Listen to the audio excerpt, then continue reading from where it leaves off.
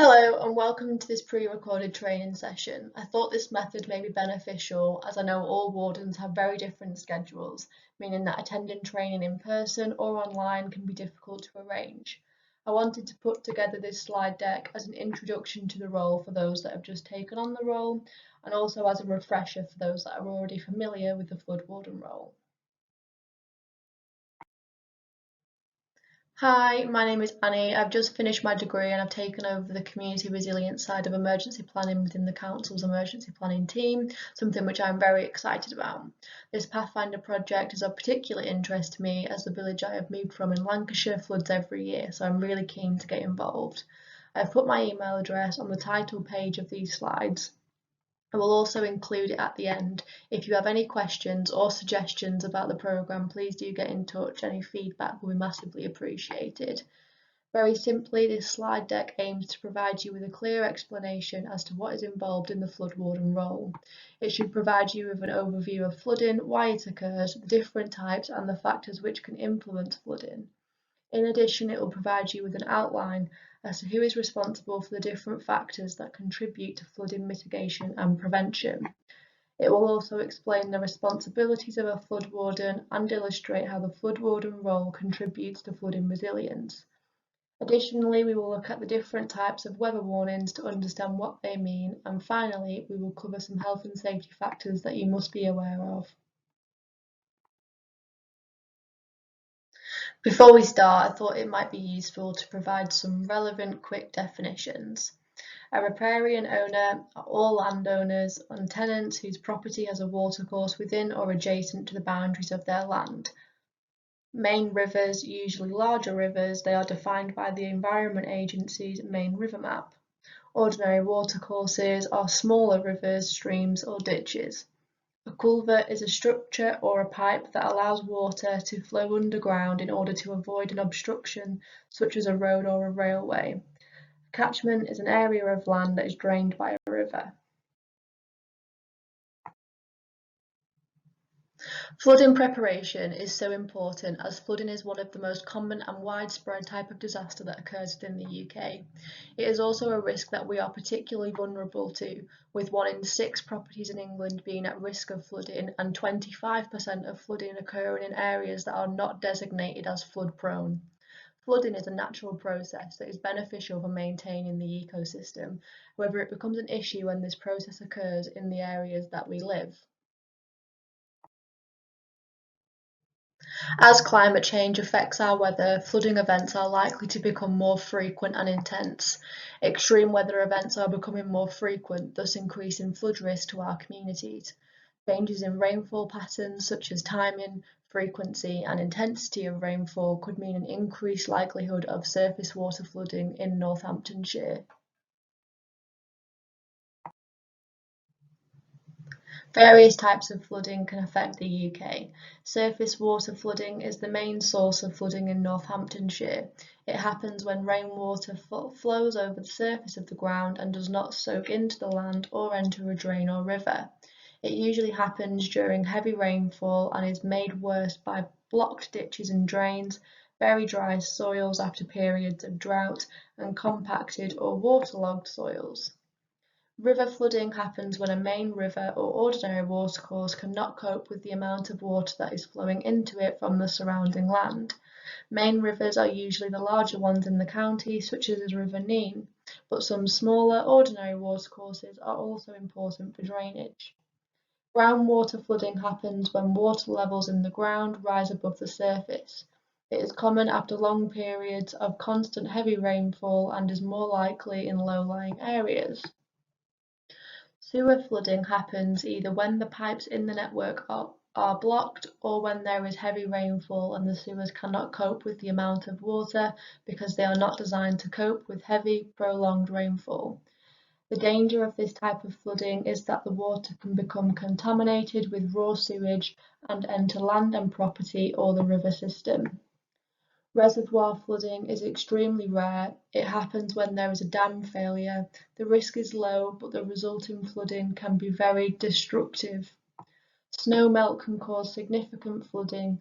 Unlike rainfall, which reaches the soil almost immediately, snow stores the water for some time until it melts. Long periods of snowfall can therefore result in a large volume of water being released in a short space of time.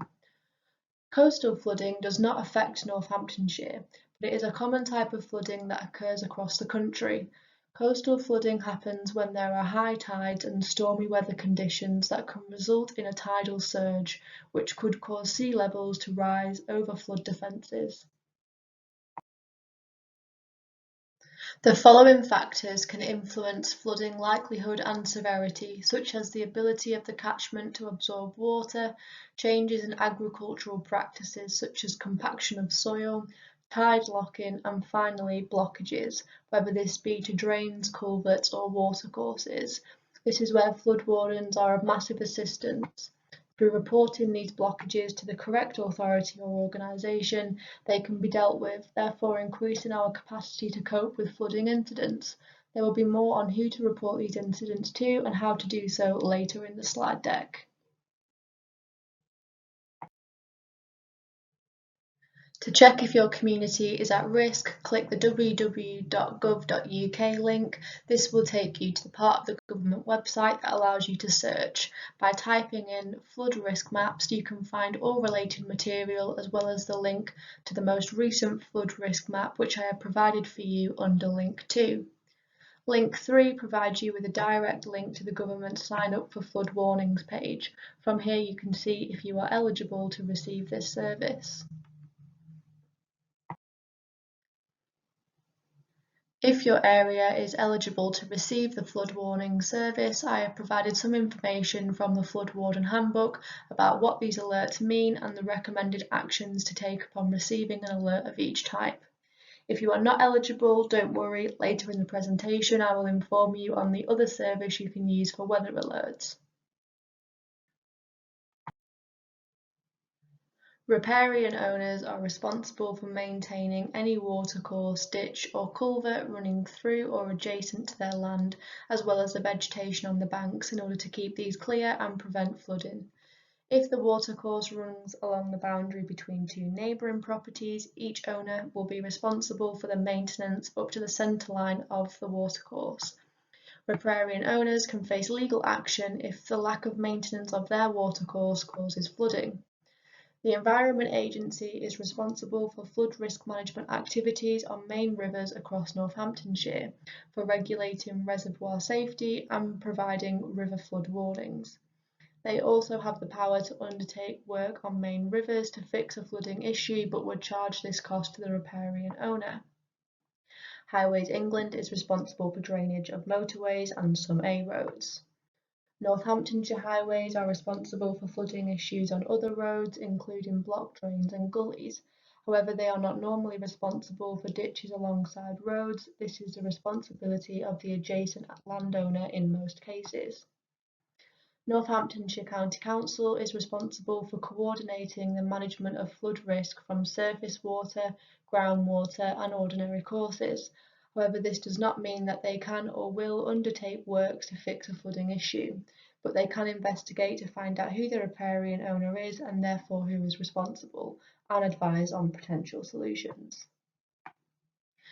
Bedford Group of Internal Drainage Boards carry out consenting works on all ordinary watercourses across the county on behalf of Northamptonshire County Council. For more information, visit thefloodtoolkit.com/contacts. Northamptonshire Water and Sewerage Companies are responsible for managing the flooding and flood risk from public sewers and water mains across the county. Flood wardens are members of the local community who volunteer to help their communities become more resilient and prepared for flooding. Flood wardens are the eyes and the ears of the community, whether out walking the dog or just walk into the shop. Flood wardens can keep an eye out for blocked drains or similar. As previously mentioned, monitoring the condition of drain, culverts, streams and other watercourses within your community and reporting any defects or blockages to the appropriate agency or landowner is a crucial role in ensuring that our mitigative measures are able to work as effectively and efficiently as possible to minimise flooding. Look for blocked drains and ditches, debris and watercourse, heavy rainfall running off farmland, blockages in grates, collapses in culverts, and any changes in the flow of water and watercourses. It is especially important to do this when heavy rain is forecast. Get others involved in monitoring, for example, dog walkers who regularly walk past the watercourses and other important areas. But remember to prioritise safety at all times and observe any watercourses from a safe distance. Here are just a few different examples of the type of maintenance issues that should be reported. Later in the presentation, I will show you a table containing information about who you would report such maintenance issues to and how to contact them. Other aspects of the role include talking to the community about flood-related issues, therefore increasing general awareness and knowledge, creating your own household emergency plan and encouraging other residents to do the same, creating your own emergency grab bag as detailed in the household emergency plan and encouraging other residents to put one together. The link for our household emergency plan template is on the slides. Sign up to the various warning services such as the EA's flood warning service, which as discussed earlier you may be eligible for. I have provided the link again, so please click on the link and see if your postcode is eligible for this service. There is also the Met Office's Weather Warnings, which is a service that anyone can use. They have an app called the Met Office Weather Forecast, which can be downloaded from the Google Play or Apple Store, allowing you to receive alerts to your phone. I will explain later in the slide deck what these warnings mean. Similarly, it would also be very useful if you could encourage other members of the community to sign up for or download these warning systems. It would also be highly beneficial if you could pass these alerts and warnings on via your social media page or similar when they are issued. Identifying where flooding infrastructure, especially drains, are located within your community. This is particularly useful during a flooding incident as this information can be utilised by the council to improve our response. Please share this information with us via the email address provided on these slides. Gather information about what localised or residential flood measures exist within your community, such as property level protection products like air brick covers and door guards. Having this information handy will allow you to prompt residents with these products to check them or put them in place upon receipt of a flood warning. Collect flood event information including photographs. Notes and photographs on flow routes can be useful, and make sure that any information submitted is accurate in terms of date, time and location. Support the development of a community flood plan by engaging with your parish, and make sure that during a flood you follow the procedures set out in your community flood plan. I've attached a link on this slide for the household emergency plan mentioned. Please do visit the website and complete one of these. They are very useful as a method of preparation. If a flooding incident does begin, you may be aware of this before the local authorities are. As always, if you are facing a life-threatening situation, please call 999. Otherwise, please call the number on this slide, which is our 24/7 on-duty phone number, to provide information to the local authority. Please only use this number during emergency situations. You may also be asked by us to provide crucial information about the flooding incident. If you do call to provide information or are asked to provide information, please use the prompt provided. E. The exact location of the incident. You can provide a postcode or download the What 3 Words app to provide an exact location. T. Type of incident. Try to describe the extent of the flooding. H. Any hazards that are present, if known. A. Access. Please report any access routes that are blocked or obstructed. N. Number of casualties. On the slide, I provided a link to the What 3 Words website so you can find out more about the usefulness of this app. Or you can just go to your app store and download it now by searching What 3 Words. The app is free to download and use and is extremely helpful to the emergency services during an incident, as it allows us to use precise location data to find out where incidents are happening.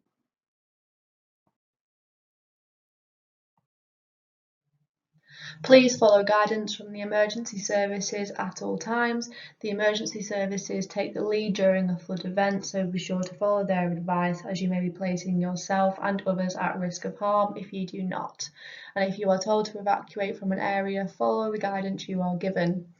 Provide the emergency services with local knowledge and information. Your strength as a community volunteer is your detailed knowledge of your local area and the people living within it. Relay this information to the emergency services during a flood, but be mindful that this information may relate to individual properties or persons and should therefore be managed responsibly at all times. Help relay information to the local community. After a flooding event, the wider community often needs help finding out information and where the appropriate places to go and get help are. As a volunteer, you can be a vital conduit of information between agencies and the community. Please keep the council informed of flood warden contact details. If these details change, please send me an email. I provided my email address at the beginning of the slide deck. Some useful information to know and inform community members about during flood recovery. Firstly, to be careful of anyone offering repair work. Always obtain independent advice and ask for references. You can also check that they are registered with the government by visiting the link attached. Secondly, insurers should be contacted as soon as possible after a flood. Residents who will be making insurance claims may need to leave damaged belongings in place until the insurance company has authorised their removal, otherwise their claim might be affected. The insurance company may need to send loss adjusters to visit the property and evaluate the damage, to take photographs of all damaged areas and goods. We have a number of flood warden bags available for collection. These bags include various items which may be useful during a flooding incident. A high visibility vest and a megaphone are useful when delivering messages to residents on behalf of West Northants Council. Gloves and surface cleaner are beneficial as a level of protection against contaminated water. A torch and a bag of light sticks, as well as a solar-powered radio, are all beneficial in the case of electricity failure. The bag also includes spare batteries for the torch and megaphone. A waterproof pouch is included, which can protect important documents from water, such as your emergency plan. A first aid kit and a number of emergency blankets are provided. And finally, we have included some hazard tape, which can be used if hazards are discovered during your monitoring activities to warn other residents until the issue has been reported by yourself and resolved by the relevant authority. Please email me to arrange the collection of this kit from our building. As I hope is clear, reporting information is one of the most important aspects of the flood warden role.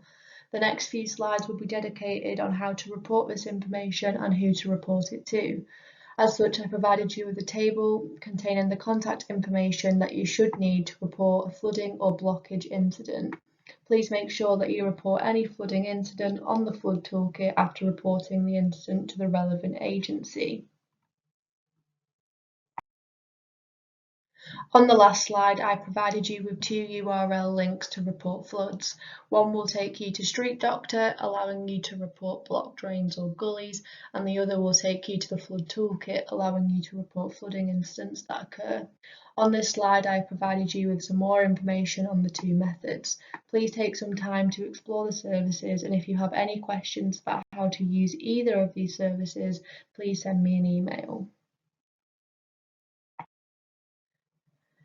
It is important to stay up to date with weather warnings so that proactive actions can take place.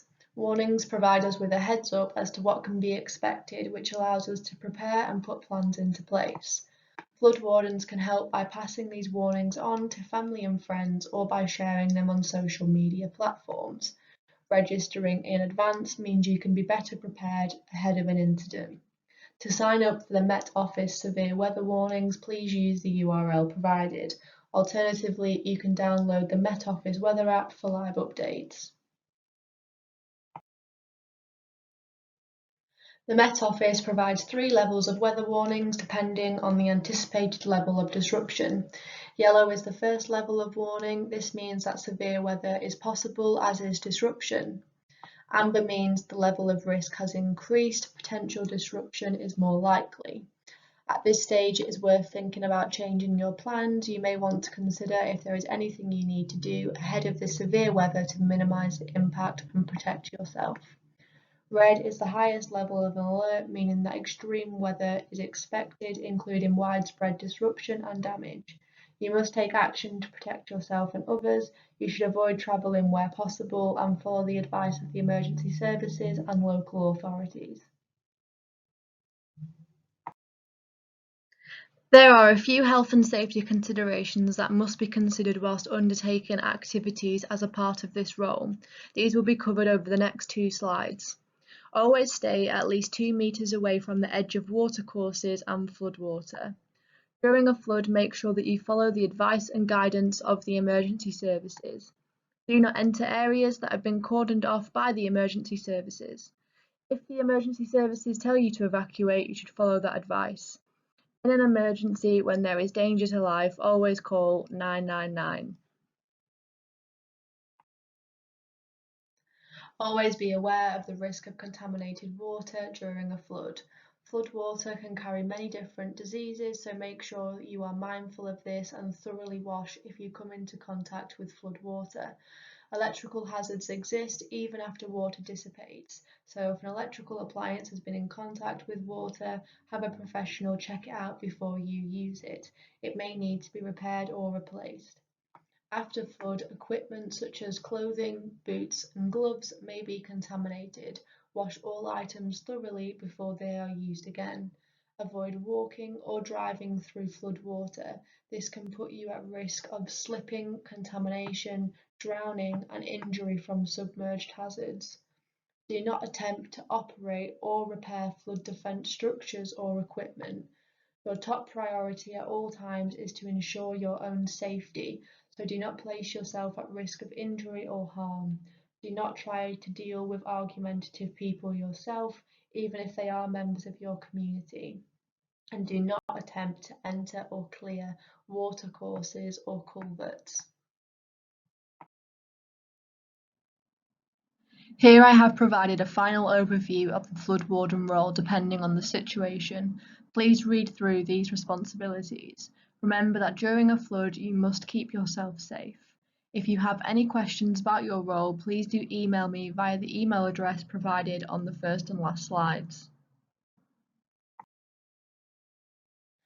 This slide deck has covered how to find out if your area is at risk of flooding, who is responsible for flood prevention maintenance, what the flood warden role involves, how to report flooding and who to report it to, what the Met Office weather warnings mean, and finally we have covered some relevant and important health and safety advice surrounding floods.